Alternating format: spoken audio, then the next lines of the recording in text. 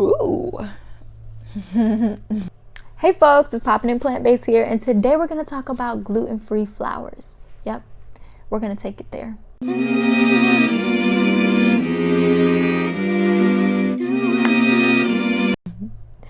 So, when I first went vegan... Are you done? You done, girl? Okay. I mean, it seems like you're done, but I don't want to start and then you're not done. So, you done? Okay.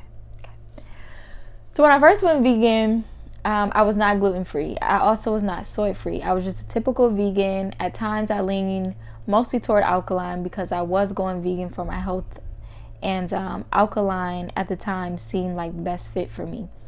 But I noticed, while I did notice immediately as I went vegan, my cholesterol over months, I saw that lower. I saw an increase in vitamin D, but that's mainly probably because I was eating so many mushrooms, and just various fruits and veggies in general. You know, I clearly had some deficiencies in my diet. So I'm half asleep in this video because Spirit woke that ass up, okay? Spirit woke that ass up in the middle of the night, as Spirit always does, 3 a.m. Spirit says, go ahead and write these words I'm about to give you. Go ahead and write these songs I'm about to give you. And a lot of times I've been trying to I'm just going to go back to sleep just for a little. No. I've had to be obedient, get up, and utilize my gifts. Woo! I can be a little dry up in this video. I'm not even gonna hold you. But am I gonna re-record this? No. It's way too much information. It's way too much information, and it's good information. So please just take some breaks. Maybe listen to like 10 minutes and then like come back a couple days later and listen to another 10 minutes and do what you gotta do. But it's good information. It's good information, girl. I noticed that I had more energy. I noticed that my allergies weren't as intense. I noticed that my asthma has started to slow a bit because at that particular point in time, I mean, I could barely walk down the street. I can barely walk across campus to get to class. My asthma was that bad. I had to take a breathing treatment every night, steroids. It was pretty intense. I had to take a lot of allergy medicine, and they wanted me to come in for shots. Get allergy shots a few times a week, and basically what they were explaining to me was, you're going to keep doing this, and after 3 years we might see a change. If you leave or you skip a treatment, you got to start all over, literally like needles stuck in you. But I still had issues with the eczema, so I did the elimination diet, and that's when I figured out that I cannot tolerate, my body at least cannot tolerate gluten. It gives me flares of eczema that is really out of this world. But the main focus of today's video, I want to share with you all a little bit about gluten-free flours that I use. It was difficult when I first went vegan because bread was just such a huge part of my life. Pasta was such a huge part of my life. They were my favorite foods. But what I came to discover is that I can eat all of these things. It just takes a little tweaking. So first and foremost, I want to get into my favorite food of all time is rice and grits. Rice and grits are gluten-free. Rice is, of course, does not come from the wheat plant, and it does not contain any gluten. Grits, a lot of people don't know this, but grits are made from corn. So corn creates grits. It also creates polenta, which is like a thicker version of grits, mainly used in Italy. A lot of Italians eat polenta. You know, Southern folks, we love our grits. I know in East Africa they make different types of porridges, and they kind of akin to a fufu, and they use corn, like a corn meal that's similar to grits. Cornmeal also creates cornbread. So all of these things create, so grits, cornmeal, which makes cornbread, but often when people make cornbread, they add in all-purpose flour. It makes cornbread. And then you have what's called maseca. You have a lime-treated cornmeal that helps you make tamales or pupusas or tortillas. That's what folks are using. They're using this. All made of corn. There's no other ingredients in these things besides corn, except this has lime. This is treated with lime. It's just they're treated differently. They're various sizes, and so they create a variety of different meals. Now you can have you can definitely have, like, when you go to the store and you get a gluten-free noodle, mainly it's gonna, if it's cheap, it's gonna be made of rice and corn. It's gonna be a blend of those two things. Now when you start to move up the ladder and things start to get a little bit more expensive, you'll start to see blends with garbanzo beans, or you'll start to see rice and quinoa blend, or a quinoa with corn. My all-time favorite, I must say, is and this is for expensive, would be a quinoa blend of noodles, because it still has that bite, like a rice and a quinoa, or a pea starch and a quinoa. That quinoa just gives it a nice bite. That rice noodles are kind of sometimes too chewy, and they don't keep well overnight. So all rice blend noodles are not the gig for me. It's not what's up. They don't hold well. But a corn and rice mixture for noodles, they hold well overnight. Now, moving right along, for my cheap noodles, my favorite would be these gluten-free vermicelli noodles. And these gluten-free vermicelli noodles, I find them at my international market. This pack is usually about yay high.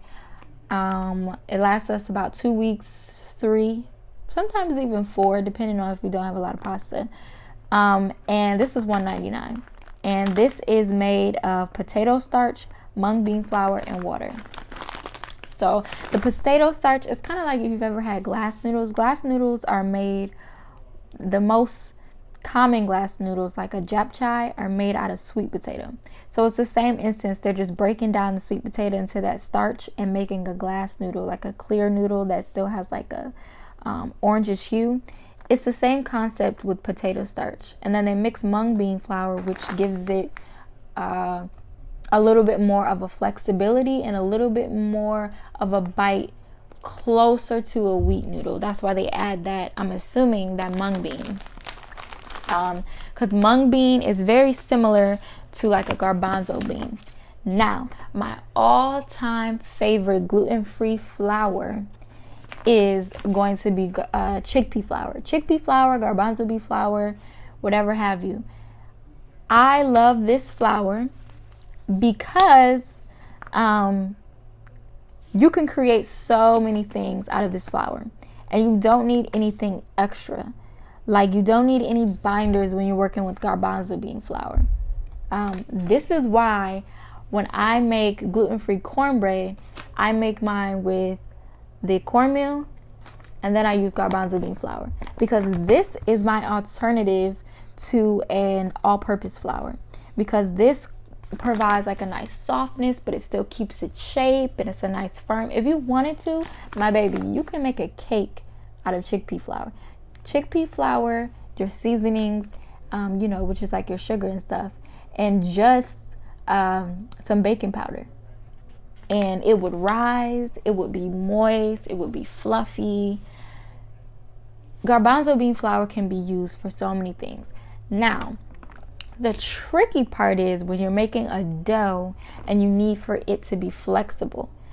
That's where garbanzo bean flour has kind of lost you. If you want it to be malleable, flexible, able to roll out, then you want to start to add in things like your tapioca starch, which comes from the cassava plant and makes things a little bit more flexible, a little bit more flowy. Now, if you buy a gluten-free flour blend, it's going to come with a lot of different things. It's going to come with like a xanthan gum, a tapioca starch probably, chickpea flour, perhaps even a rice flour. And it's going to be very expensive. This is only going to be $3 at most for a pound of chickpea flour. The tapioca starch in your international market is going to be less than $2 each time.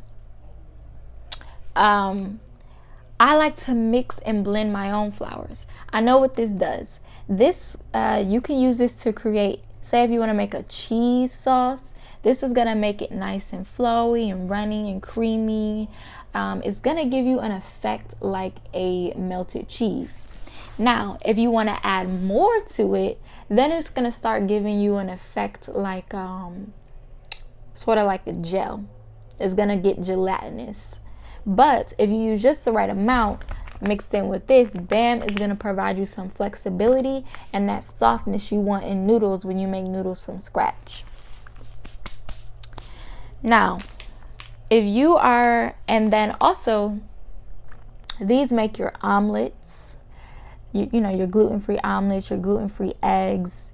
These make your flatbreads. These make... It's really important to note that when you're on a gluten-free diet, you have to rotate your grains. So you can't just sit up and eat rice and grits every single day. I know it's really good, but all it's going to give you is diabetes, because that is so much starch, and that is bad starch. That is so much bad starch, and that is so much sugar accumulating in the body. Switch, rotate, quinoa, millet, teff, buckwheat, fonio. I don't pronounce that one right, but everybody says it's delicious and it tastes just like grits. So try that out. I haven't, but try that out. It's pretty much anything. Now, they do sell pre-made chickpea noodles. But the problem I've had with that, like an Eat Banza or some of those other brands, like the Target has a new, Good and Gather, they have a new chickpea flour noodle. But they don't, you can't just make noodles out of chickpea flour. You can, but it's not going to taste like a noodle. You gotta add like a tapioca starch to give it that flexibility, to kind of even out the taste, to give it more of that softness. Because remember, garbanzo beans, you know, they're beans, so they got that crunch. Or you want to add some pea starch. I do have that, but for whatever reason I didn't grab it up here, but I'll grab that. Now, Eat Banza's new recipe has their chickpea noodles with some pea starch, and that's perfect. That gives it more of a nice wheat noodle-like consistency. And pea starch is fairly cheap. It's fairly cheap than trying to add, you know, a xanthan gum and a tapioca starch and this one and that one. If you just use this and just use the pea starch, it's fairly cheap. You know, pea starch, it lasts you for a while. A little bit goes a long way. I use it to make I make my noodles from scratch, because for a while I was getting sick of buying gluten-free noodles because the packages were like $4 a pack, and that's just way too much for me. But then I found this, and this is $1.99, so this is the nice alternative. But when I want a different shape of noodles, I make my own noodle. Now, this is your rice flour, fairly typical. You cannot fry things that are coated with rice flour. Don't do it.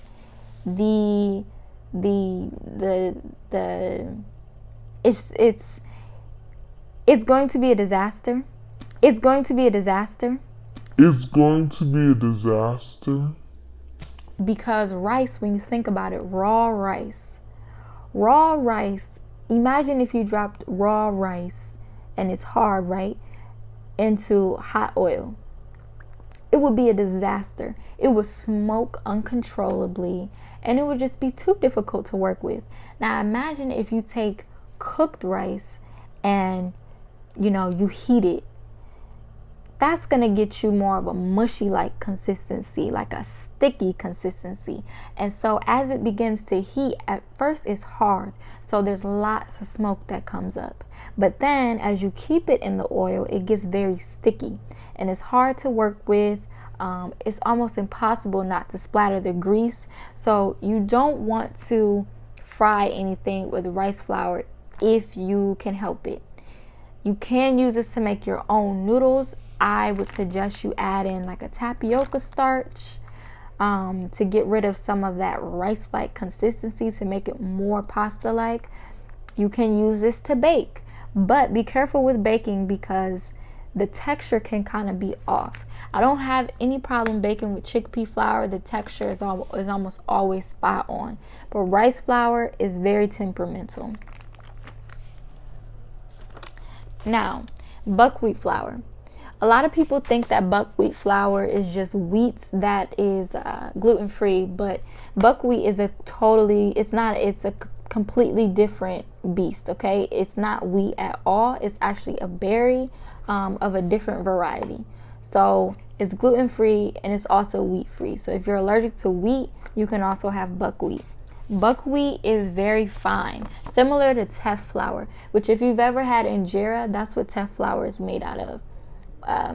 The buckwheat flour is going to be nice to, not by itself because it has a very grainy texture. A lot of places when they make gluten-free pizzas and whatnot, they use just the buckwheat flour and flax eggs, and these together of course makes it, malleable.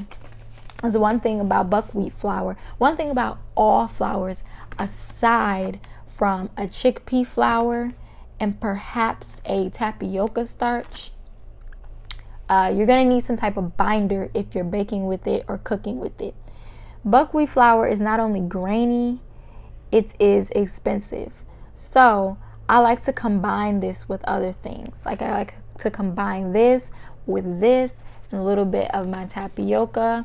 Or sometimes if I want to be quick, I'll make a flax egg in this and then a little garbanzo bean flour just to add some stretch. But this is great. You can make all types of, it has a bit of a nutty flavor. Now, your chickpea flour is going to be a lot more subtle than like a buckwheat. A buckwheat flour is a little bit more nutty, is more expensive, and it's even more expensive because you have to add things to it to get it to work like regular flour. I think a lot of people run towards buckwheat flour because, people think that it's most akin to wheat, but it really is not.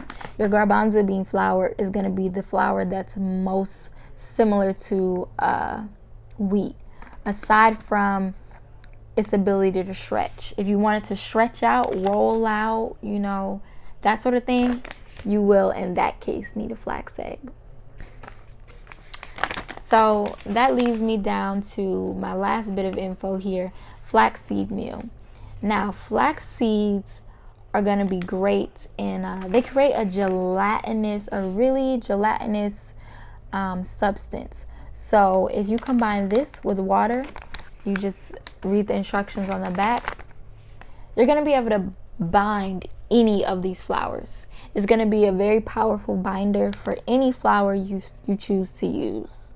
And that's not to say that things don't bind on their own. Like, for example, when people make tortillas, they don't use eggs or anything like that. They just use the maseca.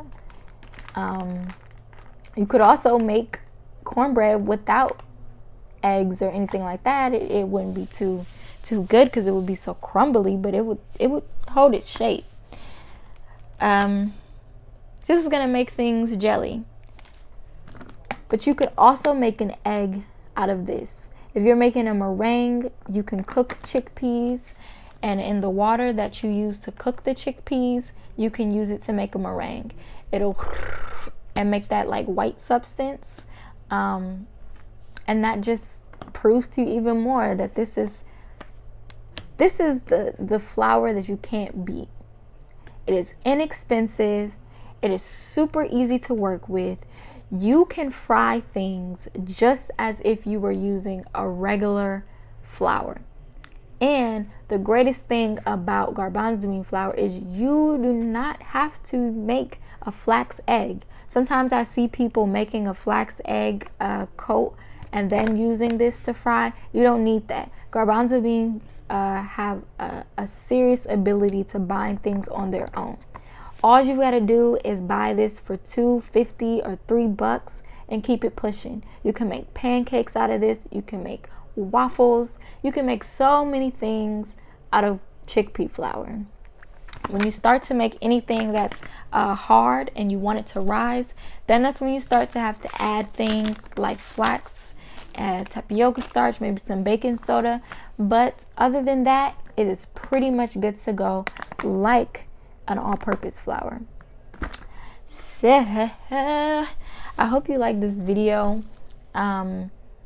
I really tried to go in as much detail. I mean, it took me a very long time to figure out the properties of all these flours. And I know the properties of some other flours. I just don't have them, in my cabinet right now because they are expensive, or either they're difficult to work with. But I use these all on a regular basis along with oat flour if I'm making like cookies, for example. But that's about the only thing I use the oat flour with, is if I'm baking. If you want to make any type of roux, your best bet would be the chickpea flour. Do not attempt to make a roux, which is like the thickening of a sauce or a gravy, from rice flour. Don't attempt to make it with tapioca starch, although you can add it in later to make it, like we've discussed before, cheesy, like that kind of creamy. It gives that pull. If you want to make cheese from scratch, this is what's going to give the cheese the ability to melt like regular cheese. The agar is going to give it, and that's just a sea vegetable, but it's going to give it that ability to firm. So I hope that all of this was helpful.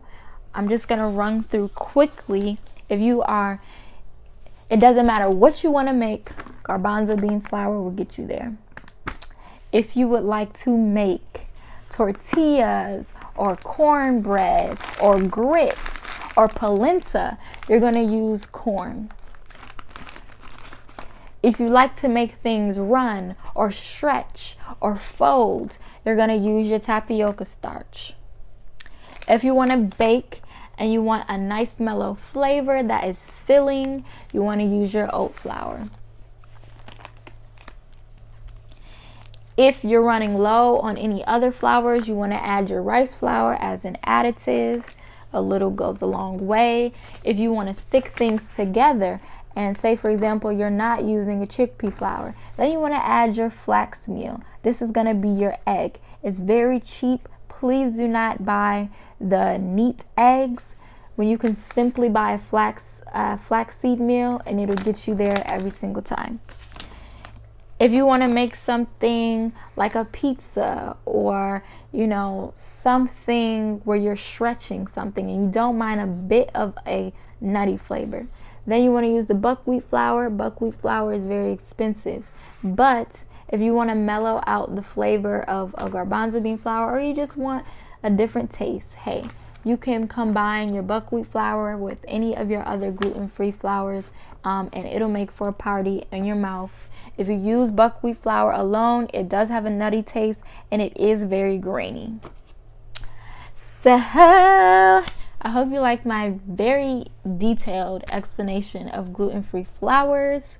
And if you have any questions, or if you've used any flours, or if you have any questions about some other flours, feel free to ask them in the comment section below, and I will answer all of them.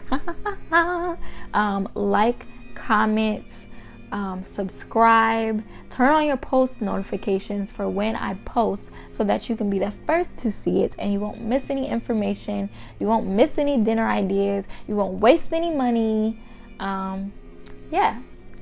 Happy eating, light, and love.